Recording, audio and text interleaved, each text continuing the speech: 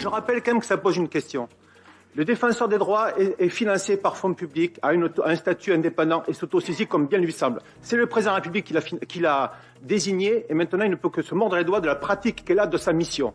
Je rappelle, deuxième chose, monsieur le ministre, que la Ligue des droits de l'homme, par antiphrase, est financée sur fonds publics, y compris de l'État. Donc si vous voulez être cohérent, monsieur le ministre, il faut cesser de financer des associations qui n'ont rien à voir avec l'État de droit, quoi qu'elles en disent. Alors vous parlez de la Ligue des droits de l'homme, je ne connais pas les subventions données par l'État, mais effectivement je pense que ça mérite d'être regardé dans le cadre des actions qu'ils ont pu mener, mais je rappelle que beaucoup de collectivités locales aussi les financent. Voilà. Non mais je le dis aux représentants des collectivités locales également que vous êtes. Voilà. Donc ce n'est pas qu'une question, il n'y a pas que l'État. Qu'est-ce que la Ligue des droits de l'homme? La Ligue des droits de l'homme, c'est une association qui existe depuis 125 ans, vous venez de le rappeler, naissance avec l'affaire Dreyfus, qui a lutté initialement contre une injustice, qui continue de le faire, et dont la seule boussole est la défense des droits et des libertés, et d'une façon sans discrimination, sans sélectivité, tous les droits, toutes les libertés pour tous, toutes. Ça nous amène évidemment, quel que soit le pouvoir en place, à contester, critiquer un certain nombre de violations qui peuvent être commises. Et c'est vrai même dans les démocraties, il faut le dire, tout pouvoir peut comporter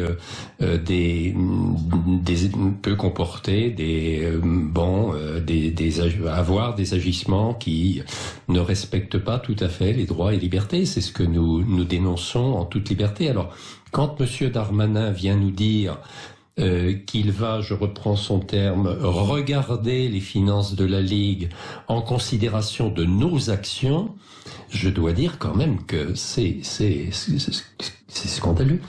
La seule période de l'histoire où la Ligue a été ainsi entravée, la LDH, la Ligue des droits de l'homme, c'est la période de Vichy. Jamais on a tenu de tels propos à notre égard. Est-ce qu'on veut nous bâillonner, contrôler mais alors ça nous renvoie à d'autres régimes. On n'est plus en démocratie. Si on va jusqu'au bout de ce raisonnement, alors j'espère que c'est simplement un dérapage dans le propos. Moi, je pense que le ministre, depuis une dizaine de jours, il a été piqué au vif. Et je pense qu'on a visé très juste en dénonçant les violences policières de toutes les dernières manifestations et en dénonçant aussi l'excès de répression qui a eu lieu à Sainte-Soline. Et il nous en veut. Et ça le conduit, il déraille un peu, je crois. Et nous, ce que nous espérons, c'est qu'on ne soit pas dans cette logique d'affrontement, mais que on en revienne du côté du pouvoir, en tout cas de M. Darmanin, à la raison. Si vous voulez, on est forcément une organisation qui fait de la politique, si vous voulez. Quand on est dans la société civile, quand on est une association qui défend les droits et libertés, on intervient dans le jeu démocratique, donc quelque part on fait de la politique. Mais en revanche, il ne s'agit pas de prendre un parti politique, d'être du côté de monsieur un tel ou de madame un tel qui préside un parti, c'est pas ça. C'est d'apprécier, pour nous, ce qui importe, c'est l'état des libertés dans le pays et le souci de préserver la paix sociale à travers le maintien d'une démocratie politique et aussi d'une démocratie sociale. De concilier la légalité avec la légitimité parlementaire, la légalité des institutions et la légitimité aussi de mouvements tels que ceux qu'on vient de voir largement populaires avec des millions de manifestants dans les rues. C'est ce regard-là que nous avons. Et pourquoi dénonçons-nous spécialement, par exemple, en ce moment, les violences policières? Eh bien, c'est parce que c'est l'État. C'est pareil, on nous dit, mais pourquoi vous parlez des violences policières et moins, ce qui est vrai, des violences faites aux policiers? Eh bien, parce que l'État a une responsabilité spécifique. C'est la responsabilité d'assurer le respect des libertés et de permettre l'exercice des libertés. En l'espèce, la liberté de manifester.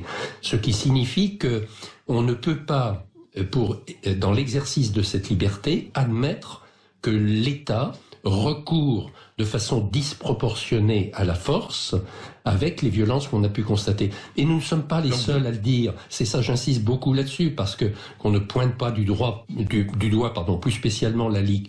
C'est la défenseur des droits qui le dit, Claire Hédon.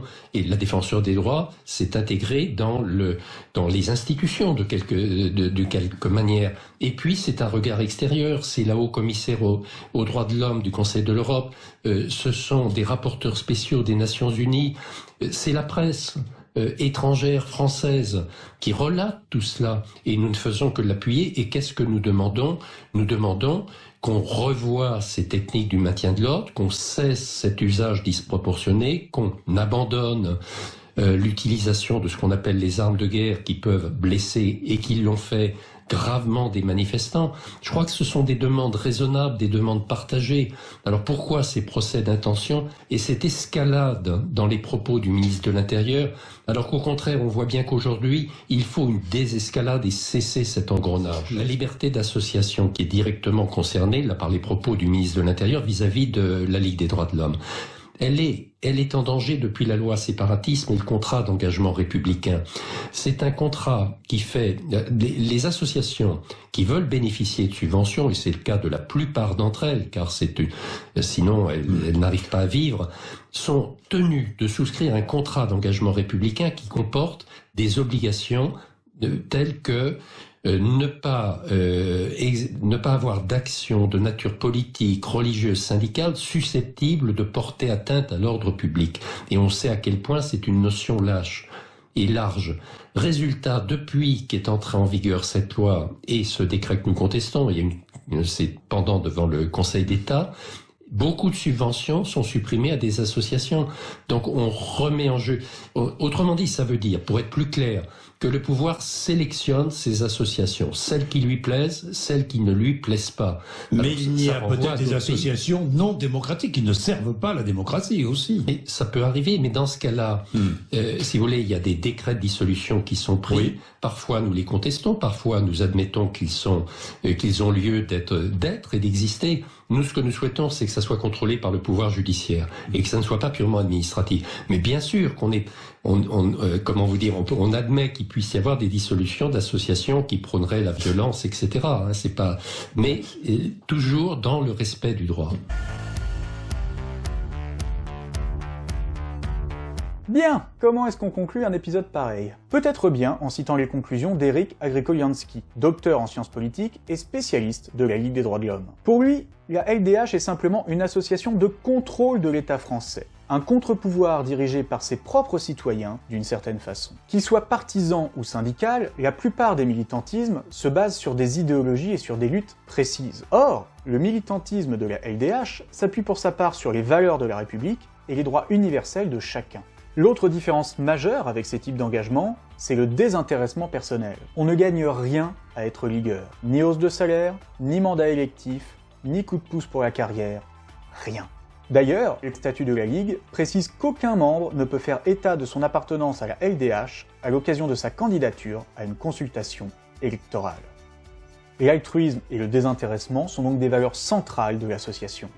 À travers son histoire, la LDH a suivi et animé les tendances de la société progressiste. C'est vrai pour le décolonialisme, mais aussi pour l'antimilitarisme, le droit des femmes, celui des minorités. Aujourd'hui, la Ligue défend de nouveaux droits et lutte contre d'autres discriminations, de genre, de handicap, d'orientation sexuelle, ainsi que sur toutes les questions d'écologie.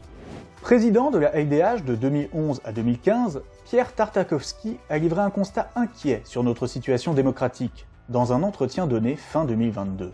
Il s'y dit très préoccupé des potentielles dérives auxquelles pourrait mener un état d'urgence permanent, qu'il soit sécuritaire face au terrorisme ou sanitaire face à la pandémie de Covid-19. Il craint également les conséquences de porter sur la scène politique des thèmes sécuritaires qui sont d'habitude un leitmotiv de l'extrême droite. Il tente aussi d'alerter sur les périls antidémocratiques qui s'annoncent dans les prochaines années, qui prennent une tournure de plus en plus autoritaire et qui pourraient être susceptibles de menacer fortement les droits humains. Bref, en 2023 comme en 1898, la Ligue des droits de l'homme continue de jouer son rôle, celui d'une vigie de la République et de nos valeurs partagées.